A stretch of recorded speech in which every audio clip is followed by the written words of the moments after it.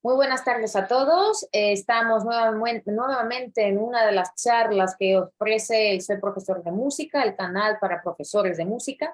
Y hoy tenemos una charla realmente especial porque tenemos de ponente a una grandísima profesora que tiene más de 30 años de experiencia en el área pedagógica, y no solamente pedagógica, es algo realmente un tema muy poco común, muy poco desarrollado en los conservatorios, en los medios de educación musical, y nuestra profesora hoy nos va a dar un panorama amplio de este tema, que ella es especialista, que se especializa, que escribió su doctorado y está dando clases en diferentes partes del mundo para los profesores de música. Con ustedes le presento a la profesora Claudina Hernández. Muy buenas tardes, profesora, y le dejo la palabra.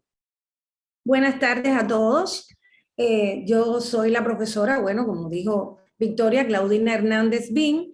Trabajo en la Escuela Nacional de Arte, en el Conservatorio, y soy profesora de didáctica aplicada a la música también en el Instituto Superior de Arte o Universidad de las Artes de Cuba. Pero el tema que nos ocupa hoy es una de las aristas de la música un poco diferentes. La música tiene varias aristas y yo me dedico con mucho entusiasmo a la parte de la fisiología de la ejecución instrumental. Algunas veces se ha tratado de desvincular al arte de la ciencia, y eso casi es imposible, porque la ciencia es vida y el arte también. Nosotros tenemos en Cuba la asignatura Fisiología de la Ejecución Instrumental instaurada en los programas de estudio. ¿Qué es la fisiología de la ejecución instrumental? Nosotros tenemos que dentro de la musicología hay varias áreas, y una parte de la musicología sistemática es la fisiología de la ejecución instrumental. No solamente del instrumento el piano, la guitarra, sino también teniendo en cuenta el instrumento vocal, el instrumento cuerdas vocales. O sea, esto también es para los cantantes. Es muy importante tanto para los músicos como para los músicos en ejercicio que lo hacen de manera profesional, como los que lo hacen de manera aficionada o de manera autodidacta, conocer algunos aspectos y el porqué de algunos comportamientos que existen dentro de la comunidad, del ecosistema de músicos. No voy a dividir los músicos en profesionales o amateurs, sencillamente la persona que haga música, porque el cuerpo humano no está diseñado para tocar ningún instrumento. O sea, nosotros, así como la laringe no está hecha para cantar, la laringe no está hecha para tocar instrumentos de viento, la laringe está hecha para tragar, porque somos una especie. Sin embargo, se utiliza en los instrumentos de viento, se utiliza en el canto, así como el cuerpo no está diseñado para movimientos repetitivos, como percutir las teclas de un piano o como utilizar los músculos de la embocadura para hacer música. Todo esto conlleva un conocimiento para cuidar, y cuidar es prevenir. De eso se trata la fisiología. Nosotros, lo primero que le enseñamos a los estudiantes, esta es una asignatura que se estudia ya en el nivel medio, porque a los niños muy pequeños no entenderían todas las razones de tipo fisiológico, pero después que un estudiante ya tiene 14 o 15 años, pues entonces sí puede ir entendiendo, porque tiene una base ya de la biología, que bueno, todos los estudiantes la han estudiado. Lo primero que les voy a decir es cómo surgió el interés mío por esta variante, esta arista de la música poco conocida. Mi interés surge porque yo me lesioné en los años 90. Yo tuve una lesión que no se sabía de dónde salía mi incapacidad para mover el dedo pulgar. Entonces, averiguando, tuve alguna relación con la Sociedad Internacional para el Estudio de las Tensiones en la Interpretación. No por medio de mi lesión, sino a través de una maestra cubana que en los años 40 se adelantó a su tiempo y esta profesora incursionó en la fisiología desde sus saberes y desde el adelanto que tenía la ciencia en aquel momento.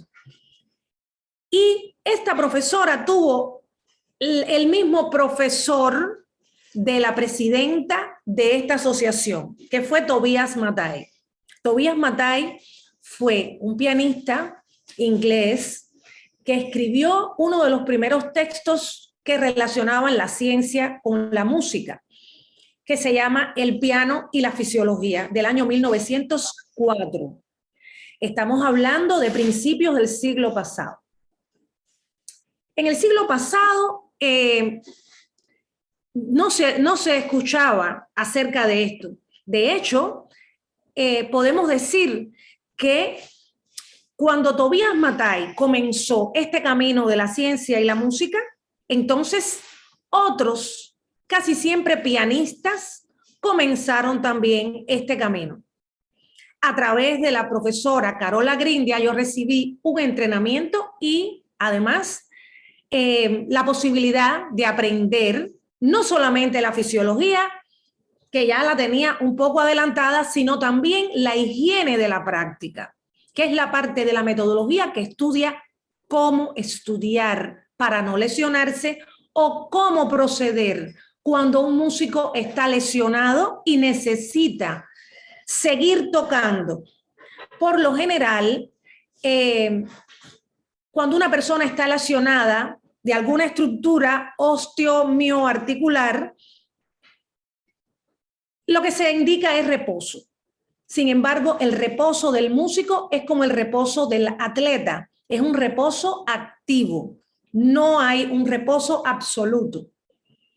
Pero esto lleva a una dosificación, esto lleva a una historia clínica que solamente es para músicos. La historia clínica de los músicos es completamente distinta a la del resto de la población, porque realmente el músico no es población. De una masa de población, el músico es una muestra. ¿Por qué? Por el comportamiento motor que tiene. Otra de las cosas importantes que hay que saber a la hora de tocar un instrumento es que no se toca ni con las manos ni con la embocadura. Nosotros tocamos a través de las manos, a través de la embocadura, pero lo que está tocando en ese momento es la corteza cerebral, es la parte motora de la corteza cerebral. Por favor, Vicky, ponme el primer,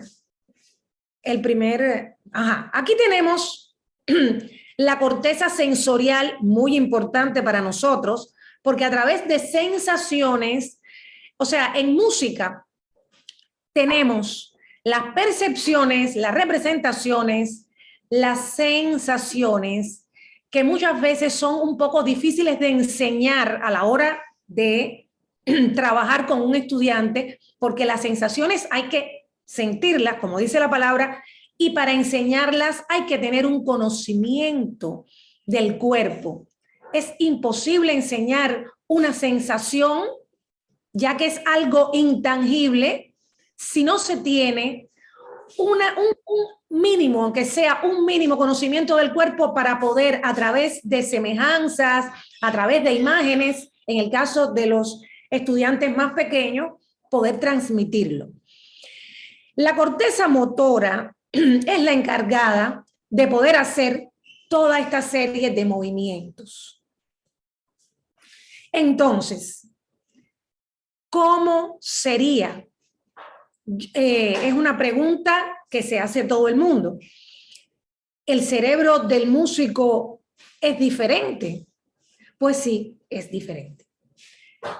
El músico, disculpen, el músico, gracias a lo que es la epigenética conductual, tiene un cerebro diferente al de otras personas. ¿Qué es la epigenética conductual? La epigenética es lo que está por encima de la genética. Todos nacemos con una genética, pero la epigenética es el cambio en la expresión de los genes. ¿Qué significa esto? Que si le sumamos la palabra conductual, la conducta hace que una estructura física pueda cambiar por el comportamiento. Entonces, gracias a la conducta motora del músico, su cerebro cambia. Podemos poner un ejemplo de dos gemelos idénticos, que uno se dedique a la música y el otro no. Pues entonces, el que se dedica a la música tendrá un cerebro completamente distinto al que no se dedica a la música. ¿Por qué? Porque la música hace que el cerebro se transforme. En el músico, por ejemplo, el cerebelo es 3 veces mayor, porque el cerebelo es la estructura del cerebro de los movimientos especializados. Tocar un instrumento es un movimiento especializado. El tamaño que tiene el cerebelo no podría resistir la cantidad de movimientos y repeticiones que se necesitan para tocar un instrumento. Y la misma necesidad, la conducta, por eso se llama epigenética conductual, porque esa conducta hace que se agrande el cerebro. Pero también tenemos el cuerpo calloso. Entre los dos hemisferios existe una división llamada cuerpo calloso. Es el que divide el hemisferio izquierdo del derecho. El hemisferio izquierdo es el que usualmente nosotros dominamos porque es el analítico, sintético, es el hemisferio donde tenemos claro y tenemos las predicciones de casi todo lo que va a pasar. Es el que utilizamos en las asignaturas, los estudiantes utilizan en casi todas las asignaturas. Sin embargo, ese hemisferio derecho es el artístico, es el de la imaginación, es el de la creatividad, pero es que la música utiliza simultáneamente ambos, porque el músico cuando está tocando, además de hacer una tarea motora importante, también, por ejemplo, este músico está contando los valores, está interpretando una obra, ya eso es hemisferio derecho, también está recreando un estilo, ya eso es hemisferio derecho, pero también está conceptualizando qué es piano, qué es forte, cuándo es una redonda, cuándo hay ya ahí cuando hay términos, y ahí estamos hablando de hemisferio derecho, o sea, no podemos desconectar ninguno de los dos hemisferios. Y eso hace que el cuerpo calloso por necesidad sea grande. Entonces, vamos a ver por qué yo digo que se toca con la corteza motora. Victoria, ponme la siguiente diapositiva. Esta diapositiva. Esto que vemos aquí se llama homúnculo. El homúnculo es una representación cortical del cuerpo de todas las personas. Nosotros tenemos una imagen por fuera, como nos vemos, pero la representación cortical que tenemos es sobre la base de este esquema que se llama homúnculo, que fue construido en el año 1937. ¿Por qué este esquema tiene la cara, la boca, las manos desproporcionadas con respecto al cuerpo? Porque esto indica que según el uso que se le da a las estructuras, es la representación cortical. Tenemos una boca grande por el lenguaje en la vida cotidiana, pero no solamente esto, labios, mandíbula, lengua, laringe, porque la laringe, además de estudiarse, además de utilizarse para los instrumentos de viento y para cantar, se usa para tragar. O sea, es un órgano de supervivencia. Pero tenemos también las manos. Las manos son muy utilizadas en la vida cotidiana. ¿Y qué decir del pulgar? Miren la relación que tiene en cuanto a espacio cortical el pulgar con respecto, por ejemplo, a la pierna, la pantorrilla, lo que es el cuádriceps. El cuádriceps es uno de los músculos más grandes que tiene el cuerpo. Sin embargo, la representación cortical del cuádriceps viene siendo pequeña en cuanto a cerebro se refiere. Esta representación, ¿qué nos enseña?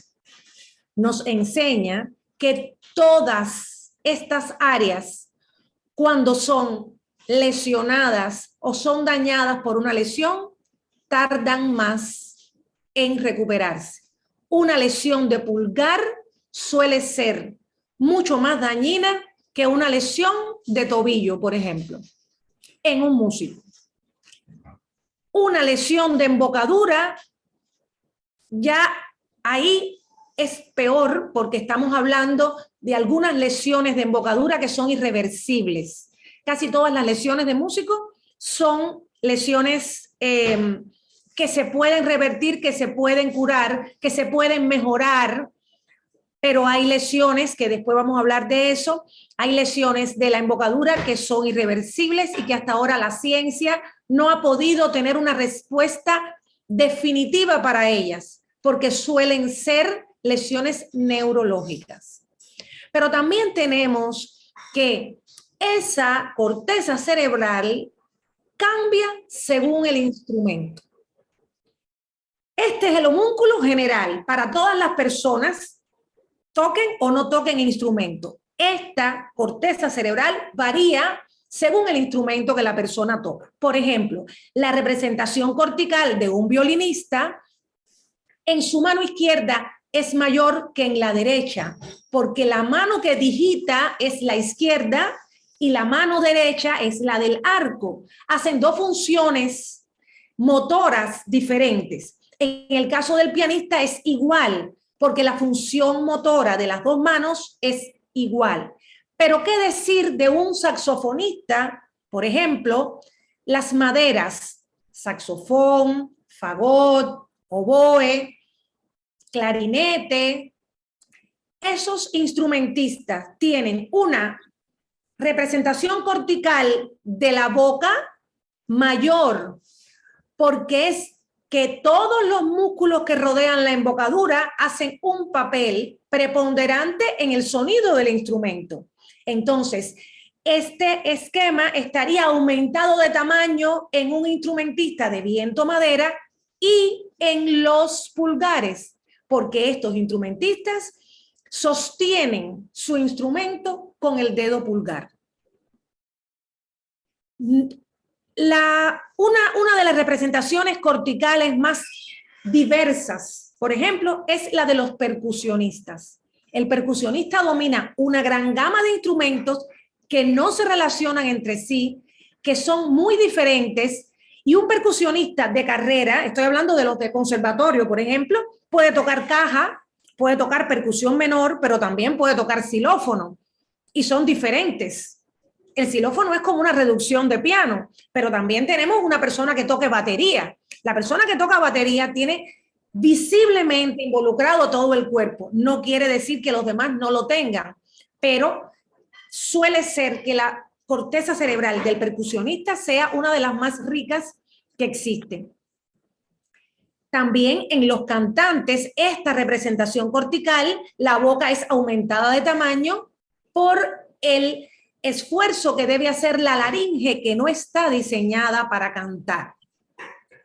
Dicho esto, tenemos que este mapa del cuerpo, que es una algunas veces es tratado como concepto, y yo en mis clases de fisiología lo trato como concepto porque es toda una unidad hablando de eso. Es muy importante que las personas que se dedican a tocar un instrumento de cualquier forma que sea, lo conozcan.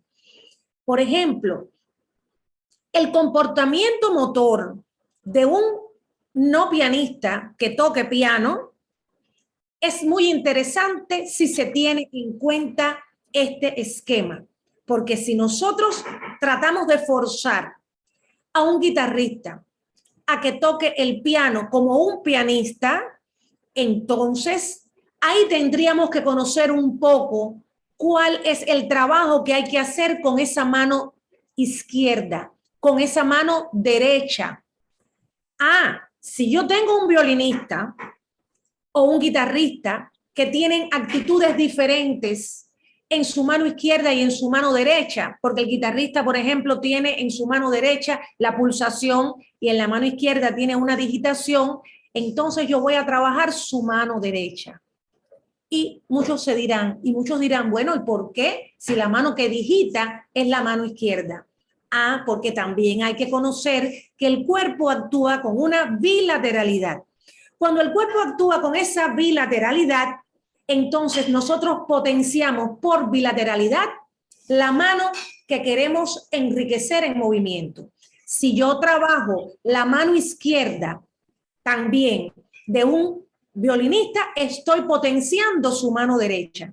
O sea, yo le pongo un estudio de mano izquierda a un violinista y ese violinista está potenciando la digitación en la mano derecha y a su vez está enriqueciendo también habilidades motoras en su instrumento en la mano izquierda. Estas son particularidades que he aprendido trabajando con estudiantes de piano no pianistas. Lo he hecho como experimento, pero también quiero decirles que para evitar lesiones, uno de los mecanismos fundamentales es conocer el mapa del cuerpo, cómo estamos construidos. Hay muchos errores de limitación de algunas partes del cuerpo. Muchas veces cuando se le pregunta a un estudiante, ¿dónde comienza tu cuello? Por ejemplo, ellos se señalan aquí, esta parte. Aquí comienza su cuello. O sea, su cuello es desde donde se ve el cuello. Realmente, si atendemos al mapa del cuerpo, nos damos cuenta que el cuello no comienza ahí. Vamos a ver este esquema. El cuello comienza con la primera vértebra cervical, pero la primera vértebra cervical no es visible porque está en la base del cráneo. Entonces, yo imagino a un cantante que tenga que proyectar su voz. Si ese cantante piensa que su cuello comienza a partir de la cuarta o quinta vértebra cervical, que es lo visible, está omitiendo 3 vértebras.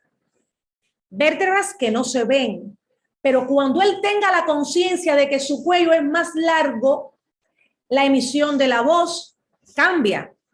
Un violinista que tiene que reposar su instrumento en esta área tiene que saber que su cuello es mucho más largo de lo que se ve.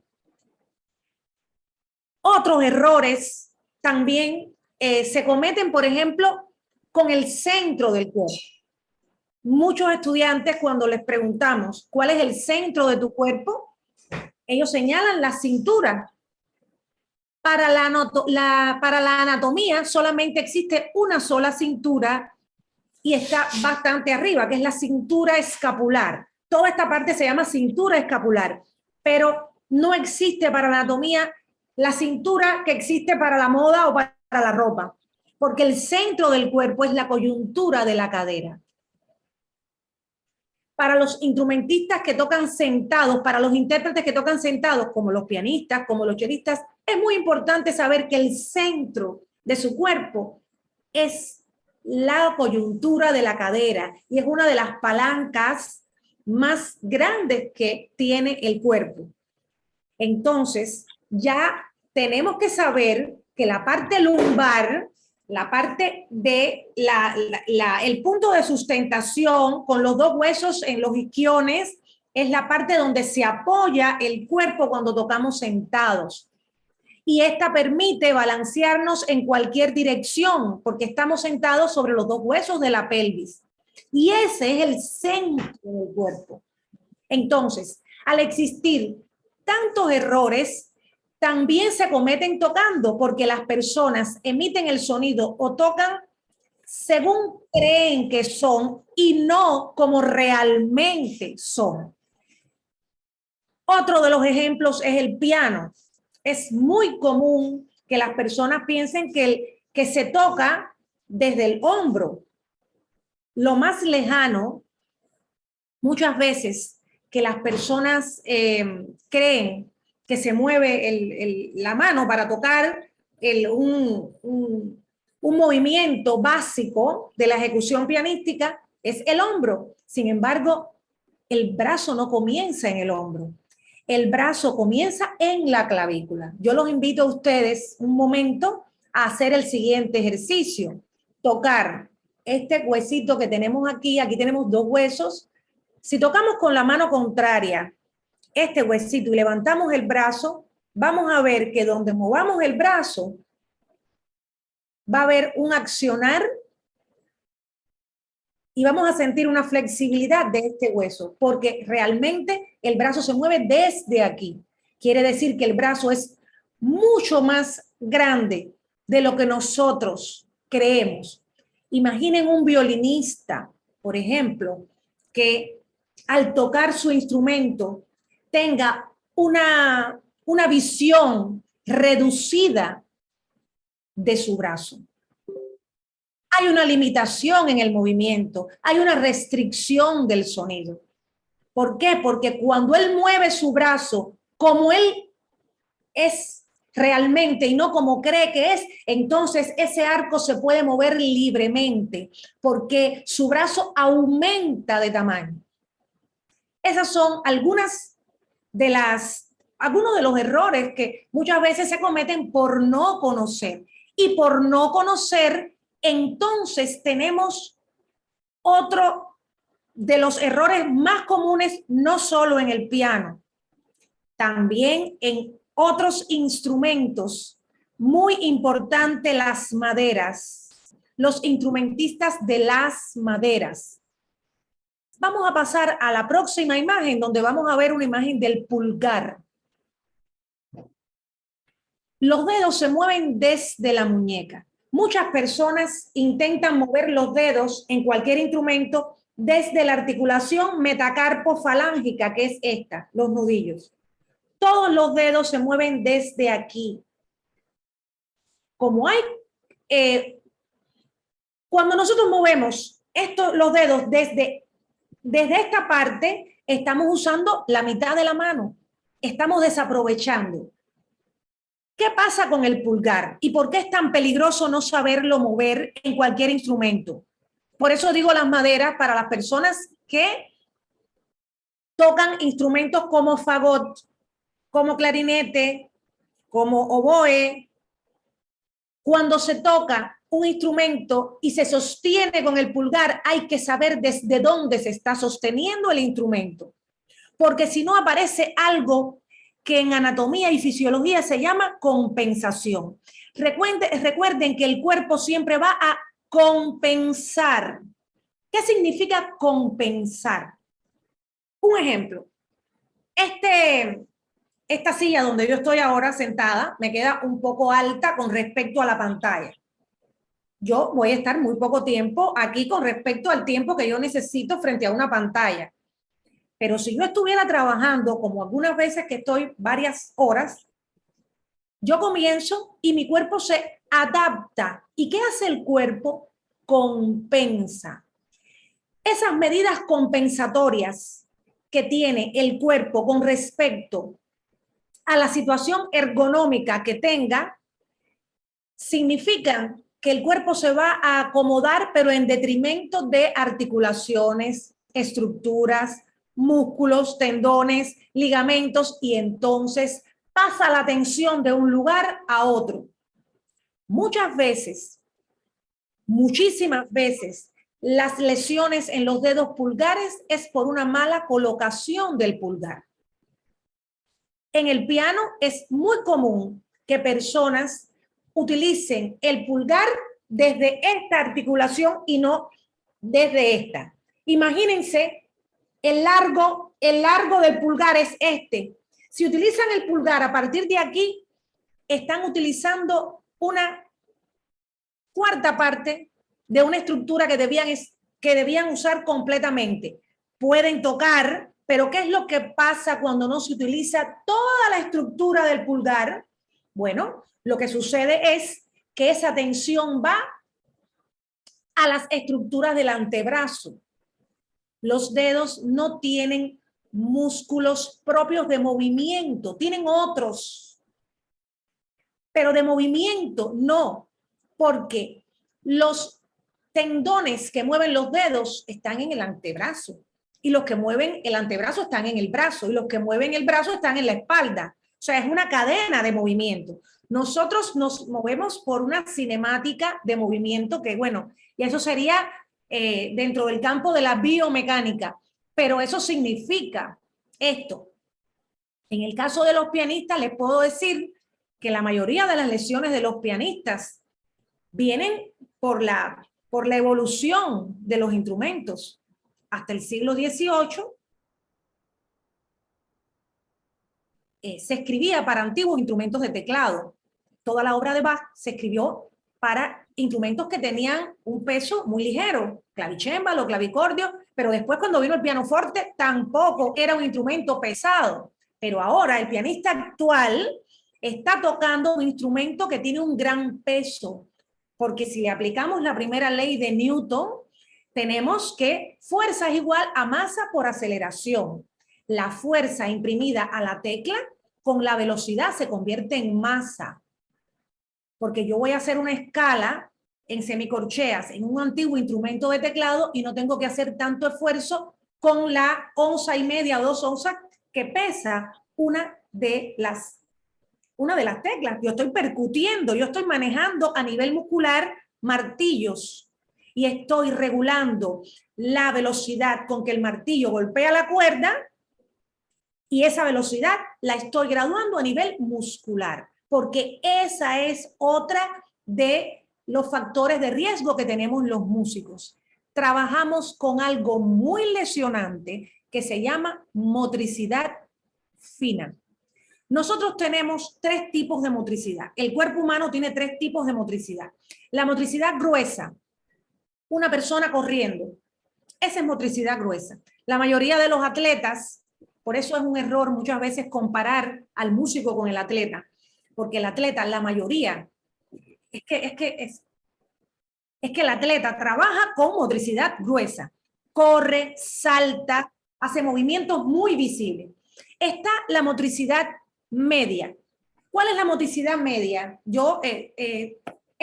Si yo tengo que tomar este cuaderno y abrirlo a la mitad, yo estoy haciendo motricidad gruesa. Pero ¿qué es la motricidad fina? Lo más común que se hace en motricidad fina es escribir. Cuando escribimos a mano, usamos motricidad fina. Pero es que esa motricidad fina también está en tocar un instrumento. Cuando se hacen perceptibles cambios que al ojo del que te está viendo no se perciben, ahí está involucrada la motricidad fina. Cuando se hacen micromovimientos, cuando se hace una sustitución de un dedo para otro sobre una tecla, sobre una cuerda, ahí hay motricidad fina. Y es lo más lesionante que puede hacer un ser humano, porque el cuerpo nuestro no está diseñado para eso. Pero si a eso le sumamos el peligro que conlleva no preparar el cuerpo para tocar, también estamos ante una zona de riesgo. No importa si la persona es amateur o es profesional. Si es profesional es peor, porque tiene que tocar más volumen de música. No hay actividad física que no lleve un calentamiento. Muchas veces se habla de calentamientos y las personas piensan, bueno, escala, voy a hacer escala y estoy calentando. Pero no, no es suficiente, porque realmente sí estamos hablando de calentamiento. Pero hay un detalle, tiene que haber precalentamiento y después el calentamiento. No se puede hacer calentamiento directo en en el instrumento sin antes haber hecho un precalentamiento. Les voy a decir por qué. Resulta que en cada uno de nuestros músculos, tendones, hay unas estructuras llamadas, en los tendones hay una estructura llamada líquido sinovial.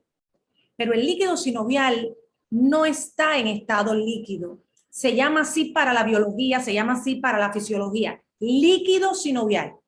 Pero como estamos nosotros ahora en estado de reposo, que nadie está tocando, ese líquido está en un estado semisólido. Imagínense la mantequilla, que no es un aceite, pero tampoco está congelada, es cremosa. Bueno, el líquido sinovial es cremoso.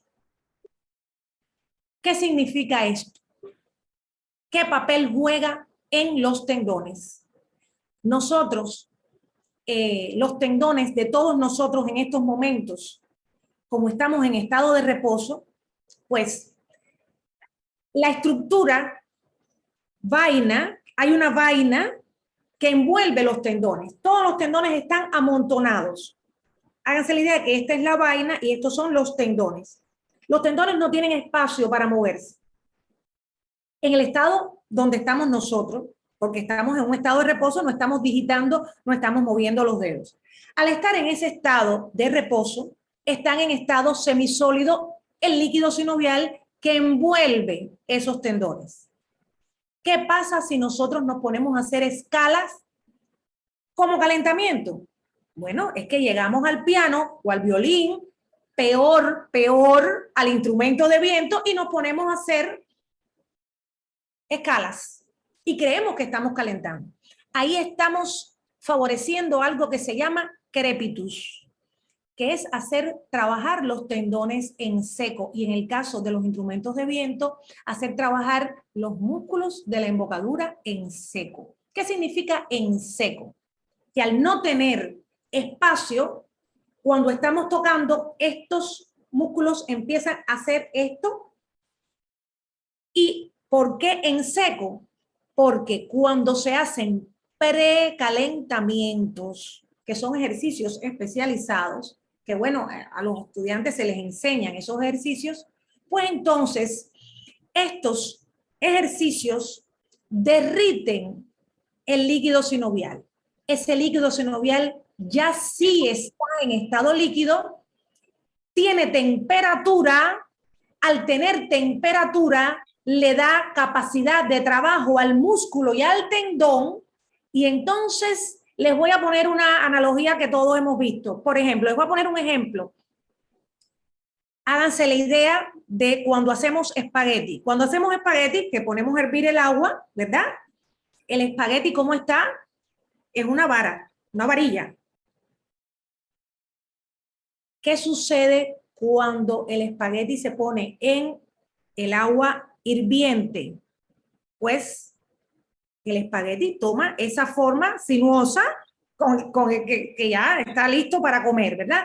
Eso mismo pasa con los tendones. Estos tendones que eran varillas que estaban dentro de la estructura de la vaina tendinosa, pues entonces se moldearon con la temperatura ofrecida por los ejercicios de estiramiento, de flexores, extensores, escápula. Cuando se trabaja todo ese mecanismo fuera del instrumento, y en el caso de los instrumentistas de viento, pues entonces orbicular de los labios, risorio, macetero, elevador del labio superior, inferior, bueno, 7 músculos que tiene la embocadura. Cuando se trabaja todo eso, entonces esa estructura está preparada para hacer calentamiento. Pero primero hubo un precalentamiento, después un calentamiento progresivo. Y después entonces repertorio. Lo que se vaya a tocar de repertorio. La higiene de la práctica, que es toda una especialidad que pertenece a las metodologías, la higiene de la práctica no solamente contempla la manera de estudiar, sino vigila dentro de cada tanda de estudio qué se debe tocar. O sea, no se deben repetir ejercicios que sobrecarguen el mismo grupo muscular. Yo les puedo decir, antes de continuar, les voy a decir cómo se trabajan las escalas progresivas en cualquier instrumento. Después que usted termina de hacer los precalentamientos, hace el calentamiento, negra, corchea, tresillo, semicorchea. Y después, entonces, se dispone a estudiar tanda. ¿Por qué me refiero a tanda y no a hora? Se debe estudiar por tandas y no por horas. Porque una tanda de estudio, en el caso de los instrumentistas de viento, debe ser de 45 minutos para descansar 15. Y de otros instrumentos de 50 minutos para descansar 10. Si se va a trabajar en la misma sesión, se descansan 10 o 15 minutos en dependencia del instrumento y después se continúa. Pero si se va a cambiar de sesión, entonces hay que cerrar la sesión. ¿Cómo se cierra una sesión de estudio? Se trabaja, terminó la última obra que estamos trabajando, ¿verdad? Y entonces vamos a enfriar. Muchos músicos se lesionan porque calientan y no precalientan, o precalientan y calientan, pero no enfrían. Primero les voy a decir cómo se enfría y después les voy a decir por qué hay que enfriar. Miren, termina la última obra y entonces hacemos escalas regresivas. Semicorchea, tresillo, corchea, negra. Y después de terminar en negra, entonces volvemos a hacer los ejercicios que hicimos de precalentamiento, lo volvemos a hacer. Esa es la manera de avisarle a la corteza cerebral que ya terminamos. Recuerden que el cerebro trabaja de manera autónoma. Y volvemos a la corteza cerebral. Maestra, le quedan 2 minutos. Bien, volvemos a la corteza cerebral. Cuando una persona está tocando, su corteza tiene una actividad motora junto con una actividad física. Pero como el cerebro trabaja de manera autónoma, si nosotros abandonamos el piano con la última nota que está en el último compás de la última página, pues entonces no le avisamos al cerebro que terminó y el cerebro sigue tocando por unos 15 o 20 minutos más. ¿Dónde está el peligro de que haya actividad motora y no haya actividad física?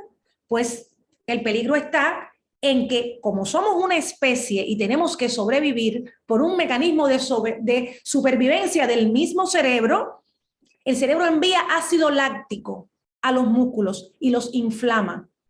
Al inflamarlo se puede provocar una lesión por exceso de ácido láctico y es por eso que hay que avisarle al cerebro que terminó. Lo mismo que en la cultura física, cuando usted va al gimnasio que termina de hacer los ejercicios de alto impacto, nadie sale enseguida a su casa. Hay que bajar la carga física. Es lo mismo porque tocar un instrumento es un ejercicio bien duro desde el punto de vista físico. Entonces, a grandes rasgos, es muy difícil hablar de todos estos temas porque son muchos tópicos, pero bueno, con respecto a la fisiología, de manera general, era lo que traía para exponerles y estoy abierta a poder responder las preguntas que ustedes me soliciten. Muchas gracias. Viendo la cara. Vale, entonces sí que se puede sustituir con alguna cosa. puede sustituir, sobre todo en los más pequeñitos, pero hacerles Sí. ese acto en los más pequeñitos que, por ejemplo, no tocan semicorcheas, pero, por ejemplo, un estudio que sea un poquito movido y que tenga el mismo dibujo, que tenga Sí, la misma altura, pues repetitivo. vamos a hacerlo más lento y ahora más lento y ahora más lento. Vale, muchísimas gracias. ¿Alguien más tiene una pregunta aquí? Nuestro querido Miguel Francisco. Son. ¿Tienes el micrófono? Eso. Conecten, por favor, sus audios y vídeos Hola, que aprovechen a nuestra profesora. viajando ahorita. Sí, Muchas gracias por la investigación. Qué buena conferencia, qué buenas ideas.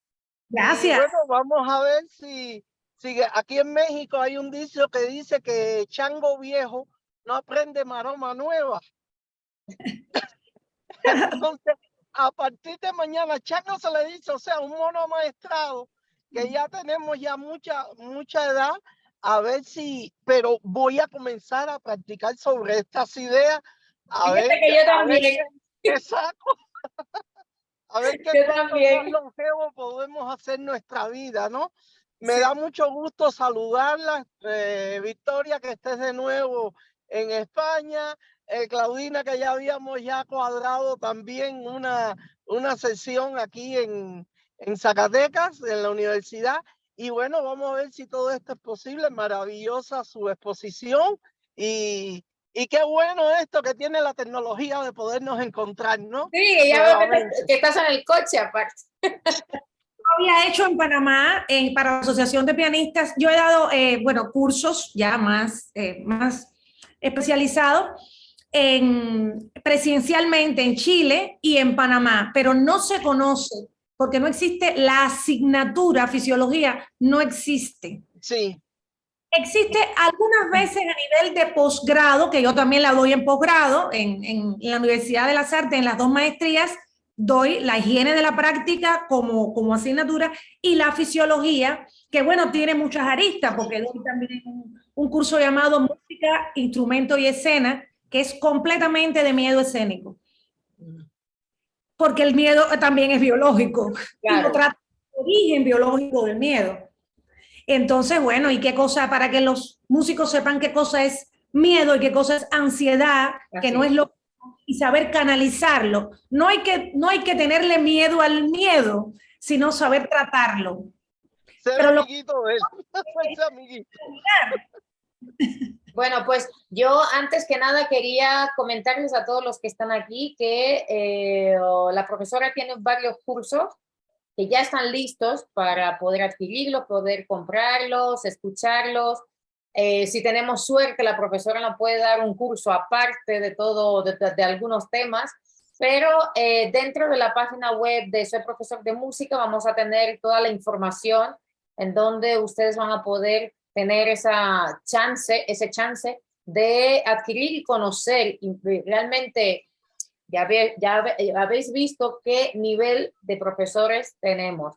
Realmente son profesores con mucha experiencia, que no solamente es solamente parte teórica, sino también mucha práctica y que se ha adaptado las dos cosas juntos y eso nos trae estos resultados, los cuales nos pueden ayudar muchísimo en la práctica de nuestra profesión. Yo también, hay muchas cosas que sabes, pero muchos detalles que comentó hoy la profesora Claudina no las veía desde esa perspectiva. Y para mí fue una apertura totalmente nueva hacia algunos detalles que también te preocupan, porque, por ejemplo, maestra, una pregunta que me ha llegado de una profesora que no pudo estar en la clase, pero que tiene, por ejemplo, 2 alumnos que tienen problemas muy fuertes fisiológicos, bueno, fisiológicos, psicológicos, ambas. Una niña es dislexia, pero una dislexia muy fuerte, muy aguda, entonces se confunde mucho, realmente tocando piano. Y la otra criatura tiene un diagnóstico, ahora le digo incluso exacto el nombre, es dispraxia. bueno, las dispraxias, Sí. es que todas las dis son, la dispraxia es motora, Sí. La dislexia tiene que ver con el lenguaje. Eso se puede trabajar las dos a partir de la música. Y a partir... Es lo que les recomendaron, que hagan música, pero claro, la profesora nunca se ha visto delante de casos así.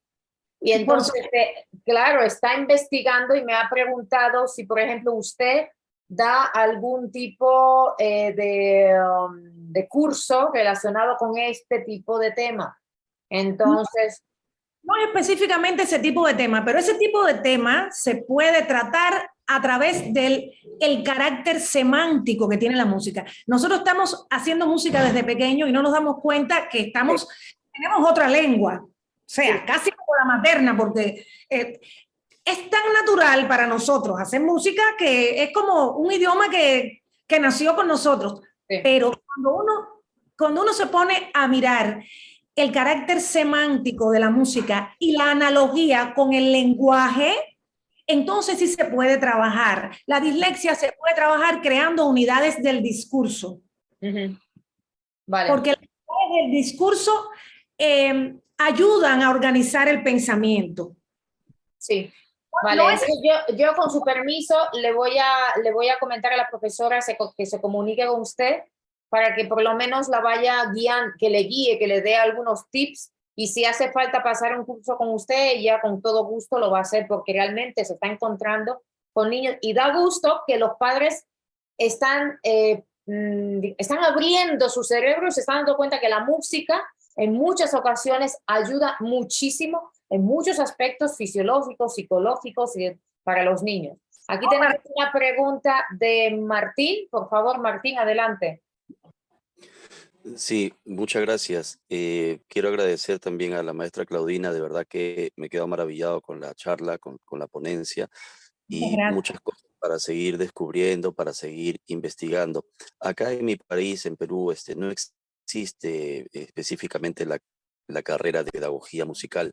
Lo que hay es especialidad en educación musical, pero que no es exactamente lo mismo. Tampoco tenemos esta carrera de fisiología, el curso nunca se ha dado de fisiología aplicado a la ejecución instrumental, pero me sirve mucho porque como también mi especialidad es dirección, he tenido que investigar mucho con foniatras y todo porque dirijo coros y he tenido que conocer bastante acerca de la voz y la fisiología de la voz, que incluso me está ayudando mucho las pautas que usted está dando.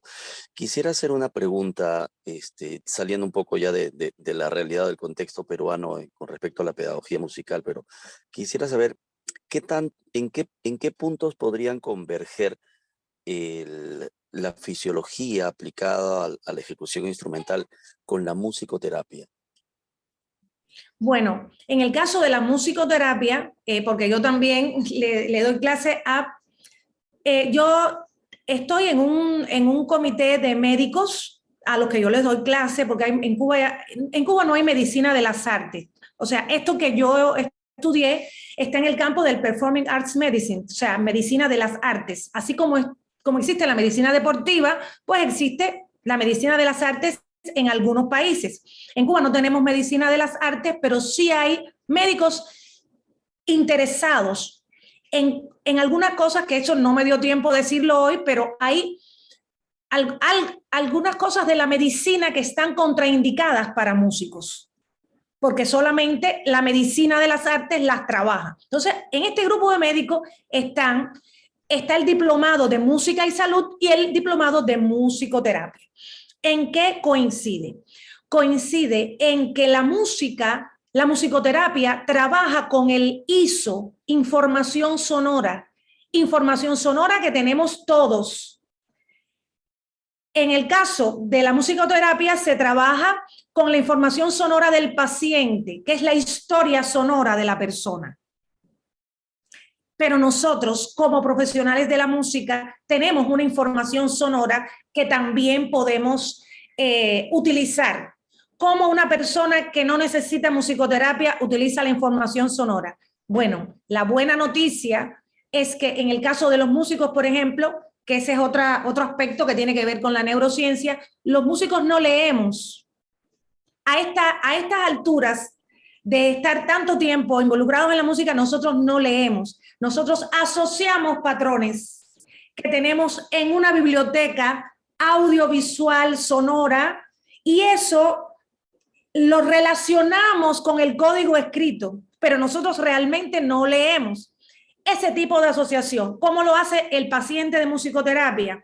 Esa persona extrae, relaciona con recuerdos, con estados de ánimo. Ahí es donde entro yo con los médicos. Yo les enseño a los médicos que trabajan la musicoterapia en Cuba los medios expresivos de la música. Porque esos medios expresivos de la música, a través de esos medios expresivos de la música, es donde ellos se van a conectar con la información sonora del paciente. No sé si respondí la pregunta. Claro que sí, muchas gracias, muchísimas gracias, y me ha dado bastante campo para poder seguir indagando, investigando, que me gusta muchísimo a partir de su ponencia. No obstante, cantar en coro, desde el punto de vista fisiológico y psicológico, trae muchos beneficios, porque en el caso del coro, cuando se está cantando en coro, aumentan los niveles de triptófano y aumenta la serotonina. Quiere decir que cantar en coro es antidepresivo. Pero existe otra cosa. Cuando se trabaja con el mismo grupo de personas, el hecho de cantar en coro es como si los cerebros se conectaran en red. Porque ahí influyen las neuronas en espejo y otro tipo de fenómenos neurofisiológicos que hacen que las personas tengan una empatía. Nosotros tenemos esa capacidad empática de las neuronas en espejo, y esto sucede mucho cuando se canta en coro. Cantar en coro es recomendable incluso para personas que están en depresión. Muchas gracias. ¿Alguna pregunta? Miguel, tenías una pregunta, ¿no? Sí, o sea, un comentario sobre esto mismo, como estaba diciendo el colega peruano. Pues bueno, es pudiéramos decir, algo muy reciente, ¿no? El abordaje desde este punto de vista, porque, pues bueno, inclusive rompe con los parámetros establecidos, ¿no? Anteriormente, como estudiábamos nosotros, de que un, un niño tiene que tener condiciones óptimas para ser músico, ¿no? Para dedicarse al estudio de la música. Y entonces, pues bueno, ya estamos viendo ya y nos ha tocado por nuestras realidades no trabajar precisamente con gente óptimas, sino estamos trabajando con gente que traen dificultades que a través de la música quizás le puedan hacer mejor su vida. Entonces también eso significa un cambio para nosotros o sea, como personas que estudiamos bajo otro concepto, otra óptica de lo que es un músico profesional. Y pues bueno, uno también crece en cuanto a eso, a saber que la música no solamente es para el mejor deleite, lo máximo, sino también para poder ayudar a gente a salir a un mínimo, a mejorar su vida, ¿no? Entonces, esto es algo en lo cual hemos tenido que reflexionar, y también, pues bueno, nos hace conocer y estudiar sobre todo esto, ¿no? Que aquí lo llamamos la multidisciplinariedad, porque ya no es solamente hablar específicamente de la música, sino qué pasa con la música y con todo lo que nos puede ayudar, ¿no? No es ni multi, es transdisciplinariedad, porque estamos hablando de los campos que atraviesa. Ahí se habla de física, se habla de química, todo lo que tiene que ver con el miedo escénico. Sencillamente estamos hablando de reacciones bioquímicas. Estamos hablando de física, de química, de fisiología, de psicología, de didáctica, porque enseñar un movimiento es didáctica del movimiento, y el movimiento tiene su didáctica. El movimiento se enseña. Hay otras artes que lo tienen más claro, y tienen más claro la parte científica, porque cualquier error les puede costar la vida. Estamos hablando, no sé, de arte como el arte circense, como la misma lesión que puede tener un bailarín, una lesión de columna. O sea, estamos hablando ya de otro tipo de cosas. Pero realmente, en el caso del músico, esto no se tenía bien claro. También la neurociencia ha ido avanzando. La neurociencia es una ciencia muy joven, pero es apasionante desde el punto de vista del aprendizaje, del sujeto que aprende, porque es muy importante eso, ¿no? Ya la época en que el profesor era el dueño de la verdad era del siglo XIII, donde no había ni imprenta, pero el conocimiento no se da ni se recibe, se construye. Y eso significa que hay toda una serie de procesos mentales, pero siempre donde el protagonista es el sujeto que aprende. Maestra Claudina, disculpe la pregunta. Ya que usted está hablando de la fisiología aplicada a la ejecución instrumental, ¿con qué otro elemento se puede tomar en cuenta para abordarlo en un entorno de discapacidad? En un entorno de discapacidad, yo pienso, no tengo mucha experiencia trabajando en ese entorno, pero bueno, de manera general, yo pienso que hay que apoyarse en la experiencia previa. La experiencia previa, que es uno de los pilares del aprendizaje significativo. La experiencia y también de las zonas de desarrollo próximo de Lev-Vygotsky. ¿Por qué? Porque no hay persona sin experiencia previa.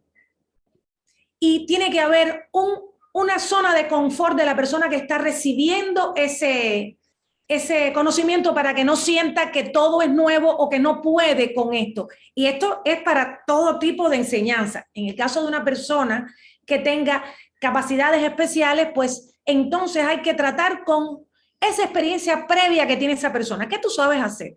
El ejemplo de un deporte, el ejemplo de algo doméstico que haga, el ejemplo de algo que esa persona haga y lo conectamos con la nueva experiencia. Porque entonces esa persona siente que sí sabe algo y que a partir de ahí puede construir su conocimiento. Sí, le voy a comentar a nuestros profesores, para los que no sepan quién es Lev Vygotsky. Lev Vygotsky era un psicólogo y también era un epistemólogo muy reconocido a finales del siglo XIX, principios del siglo XX. Era un judío ruso que de hecho falleció en Moscú, pero en el año 34, pero sus trabajos hoy en día son los trabajos más fuertes relacionados con la fisiología y sobre todo la fisiología artística, y que son libros, son artículos, son trabajos de los cuales se apoyan mucho de las metodologías rusas, la metodología soviética y sobre todo también las metodologías musicales potentes, ¿no? Entonces la profesora nos recomienda a los que están escuchando, ¿no? Si tienen posibilidad de encontrar algunos libros de ese gran doctor, en este caso, que los lean, porque les va a abrir también un mundo un poco diferente, una nueva visión a algunas cosas, ¿no? Seguramente que vais a encontrar algunos detalles, algunos temas, algunos puntos que les van a ayudar en su trabajo día a día. Yo voy a investigar, a ver, maestra, no sé si usted tiene algún PDF que nos pueda compartir de Lev Vygotsky. Si no, ya intentaré yo buscar a alguien, o todos vosotros, si encontráis algo, por favor, compártenlo, porque así podemos nosotros compartir esos datos a los otros profesores. Ya veis que estamos en pañales, chicos, hay que compartir con todo lo que tengamos. No obstante, todos nosotros hemos trabajado en la zona de desarrollo próximo, lo que no sabemos que se llama así. La zona de desarrollo próximo es que todos los educandos tienen un nivel de desarrollo inicial y un nivel de desarrollo potencial, o sea, lo que hay que alcanzar. El nivel de desarrollo inicial es como el alumno llega cuando hacemos un diagnóstico de él. La distancia, háganse la idea que es mi cara, la distancia que hay entre el nivel inicial y el nivel potencial es la zona de desarrollo próximo, que es donde hay que trabajar para que entonces ese nivel inicial se convierta en potencial y se borra esta línea para entonces buscar este nivel inicial para buscar otro potencial. O sea, la zona donde se trabaja es en la zona de desarrollo próximo, que realmente es el proceso de aprendizaje para cualquier cosa. Por eso yo les digo, le respondo a Hudson que esa manera de decir, bueno, a ver, ¿qué tú sabes hacer? A un estudiante que no es de música o que no es de conservatorio, ese es su nivel inicial. Y a partir de ahí es que yo empatizo con ese estudiante y yo empiezo a trabajar para construir mi nivel potencial.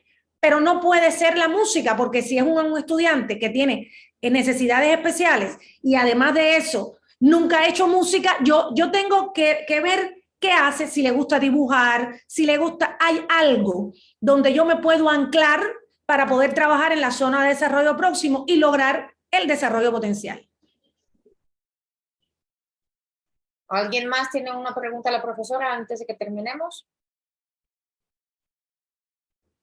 Bueno, si no hay más preguntas, vamos a dejar a la profesora que descanse porque hoy tiene más clases. Así que muchísimas gracias, profesora, por su ponencia, por su trabajo, por sus logros y por haber aceptado estar con nosotros hoy y regalarnos, literalmente habernos regalado esta hora de una charla tan constructiva, tan interesante, tan importante para nosotros los profesores. Y les recuerdo que a partir de octubre empezaremos con más cursos. Como dicen en inglés, stay tuned. La próxima semana les compartiremos la nueva página web de Soy Profesor de Música, en donde encontrarán todos los datos.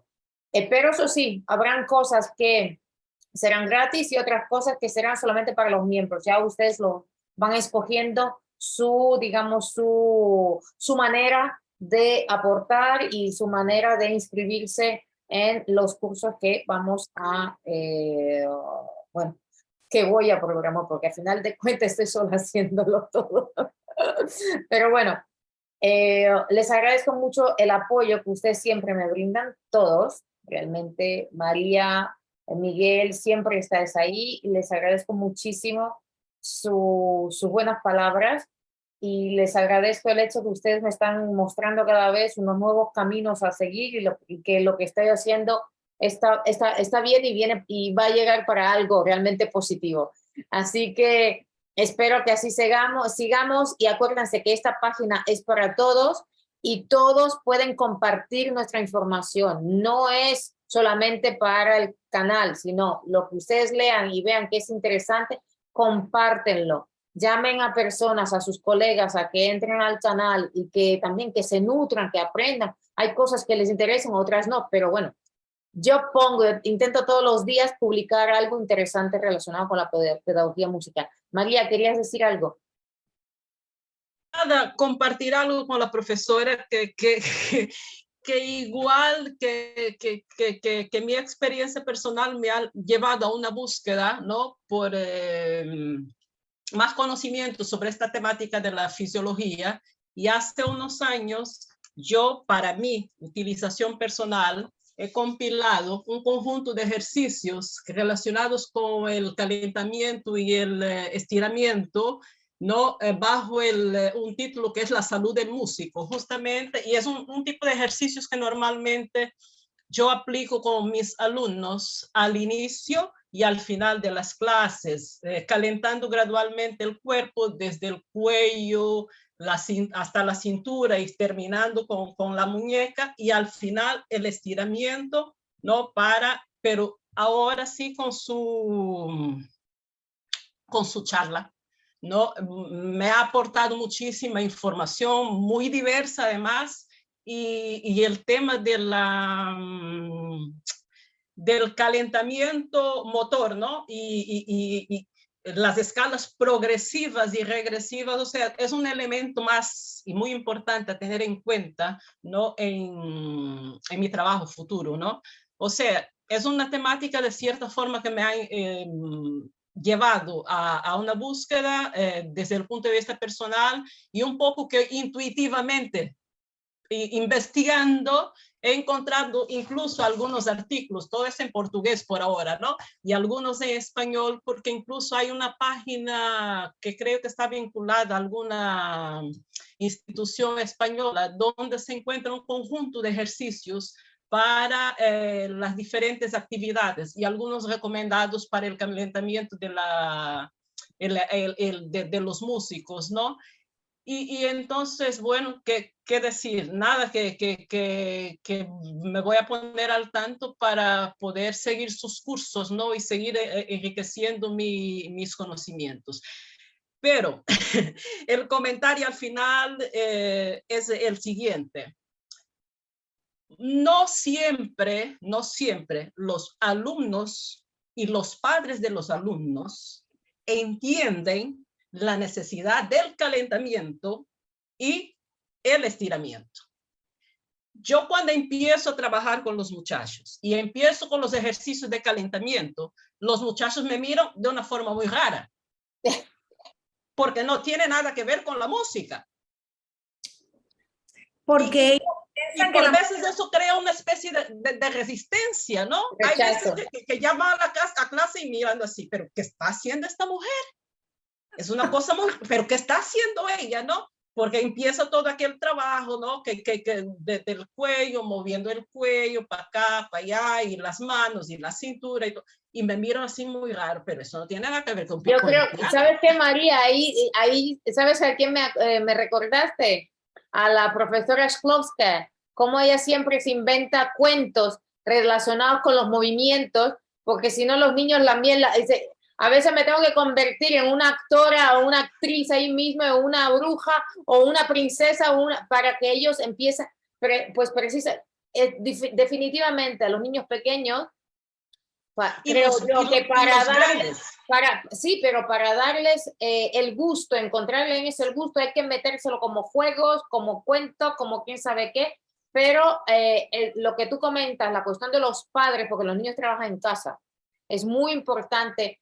Pero yo creo, ¿sabes? Aquí, si gracias a las explicaciones de la profesora y le vas contando también a los padres los puntos negativos que pueden tener los niños si no hacen esto, yo creo que ahí es donde ellos, ostras, pues sí, si no hacen, igual le fastidia la música, está muy bien, pero sigue siendo un ejercicio. Es que no lo ven la música como un ejercicio. La mayoría lo ven como un hobby y la música no es solamente un hobby. Es un trabajo completo, de aquí, de todos los lados. Entonces, el cuerpo que los va a acompañar durante toda la vida. Hay que cuidar. Yo empiezo por decirles, mira, esto es para prevenir futuras enfermedades. Ay, pues yo no voy a clase. No, y además muchas veces vienen de otras actividades, vienen de correr, vienen de eso y de lo otro. Yo digo, no, esta es una forma de empezar a concentrarse y respirando, y te vas a tomar conciencia de tu cuerpo y el cuello y todo eso, y voy haciendo el cuento y todo. Pero eso es muy complicado de que las personas lo entiendan, porque además soy la única que está haciendo esto. Eso es lo difícil, María, que estás sola ahí. Con todo. Porque los muchachos, bueno, nos tienes a nosotros te apoyamos. ¡Ándale, María! ¡Sigue! 100%, María, te apoyamos. Es complicado, pero sí, fíjate, María, considero que precisamente es un hábito. Y así mismo, como es un hábito que nos falta, por ejemplo, el hábito de comer correcto, el hábito de hacer ejercicios correctos, esto también es un hábito. Y solamente se va a ir aceptando con el tiempo.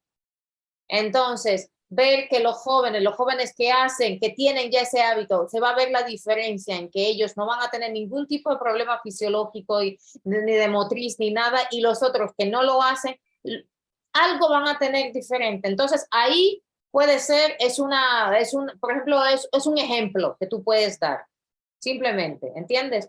Pero otra vez, eso es mucha paciencia. Mucha paciencia. No, y hay otra cosa, no vayan a creer, en Cuba que está la asignatura, yo he hecho programas de televisión, las clases en pandemia las di por televisión, o sea, ha habido más movimiento en esto.